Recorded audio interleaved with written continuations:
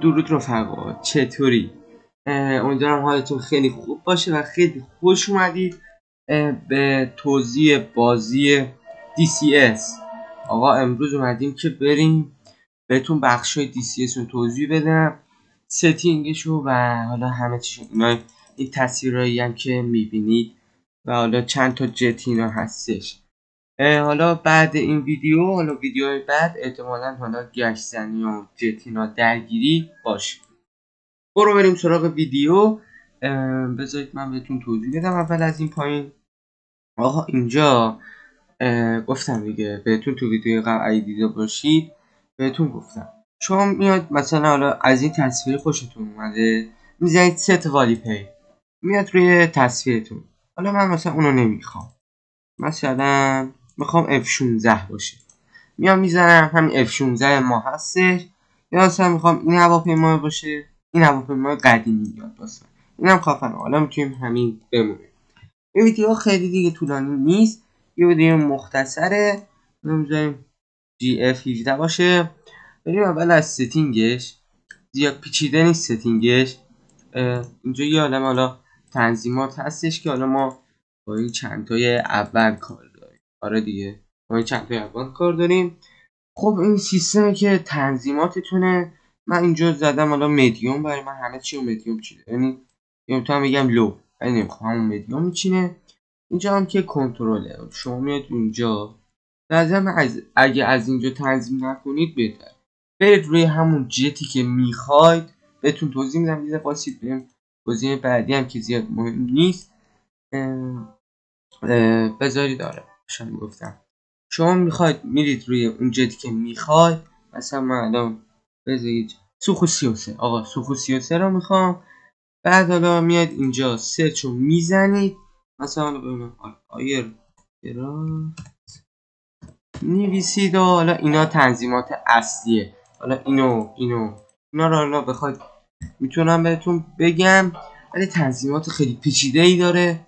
میاد اینا رو اوکی میکنید، سمت راست، سمت چپ، بالا خیلی بری بالا، حالا مثلا رو بالا زیاد پرواز نکنه بیاد پایین، خلبان حالا از جت بره بیرون. اینا همه دکمه داره، دکمه مانو، دکمه حالا شلیک تیر، شلیک موشک. این بازی خیلی باید دکمه اینا بچینید. برای هر جتی هم نگاه کنید اینا اینجا زده، مثلا همه با هم یکی نیست. مثلا اینو بخواید باید 2 ساعت بیا اینجا وارد کنید، این یکی هم بخواید 2 ساعت باید بیا اینجا وارد کنید. ولی آره دیگه اگه اونی که بلد باشه راحت میتونه حالا بیاد اینجا دکمه‌ش رو انتخاب کنید. مثلا شما میزنید میخواید دکمه‌ش مثلا A، مثلا شما نمیخواید اینو، میخواید بیاد بذارید حالا بذارید اینو، میاد اینجا اینو میزنید، یه میزنید، کل اینو حذف شد. یعنی شما هرچی میخواستی حذف شد، همش حذف شد. آره خب شما میاد حالا اینو میزنی A، اما به صورت ایزی شد A. و گفتم دیگه بعضی از تنظیمات هم خود حالا بازی در نظر گرفته که اسمش چیه، در نظر گرفته که با هم هماهنگ باشن کل جتا بعضیش. آره دیگه مثلا نگاه کنید بعضی از اینا با هم هماهنگ. خب آقا بریم توی این بخش که مهمترین بخشه. این که حالا این گزینه که X نوشته اکسید همین میاد بیرون دیگه، معلومه دیگه گزینه آخر همیشه میاد بیرون، نه همون اوت دیگه میاد بیرون. حالا لوگ اوت.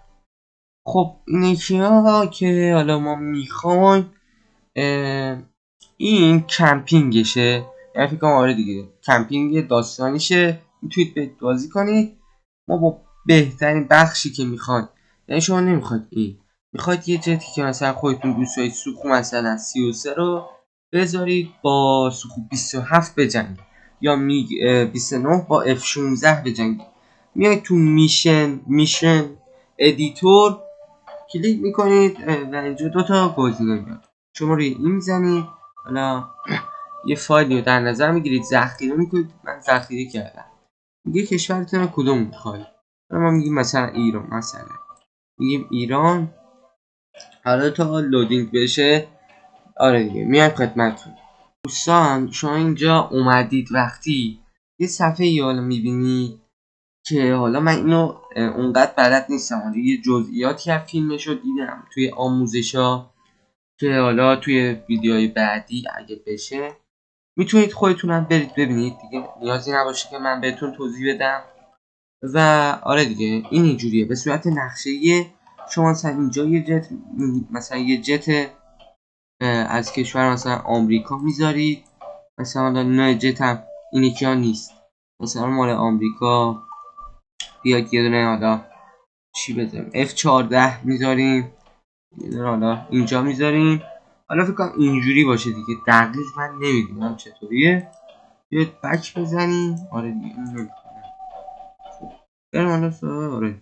خب آقا اومد سمت همین صفحه قبلی. این یکی هم حالا شاید این یکی هم که مپ تمرینیه برای اونایی که حالا بازی و بلد نیستم. من خودم هم باید برم حالا این تمرینی رو یاد بگیرم. رفقا این بود از این ویدیو امروز. ببخشید که اگه کمینا بودش حالا دقیقه ایناش همراهی کنید، یکم بریم بالا حمایت کنید. فعلا تا ویدیو بعدی، خدا نگهدار.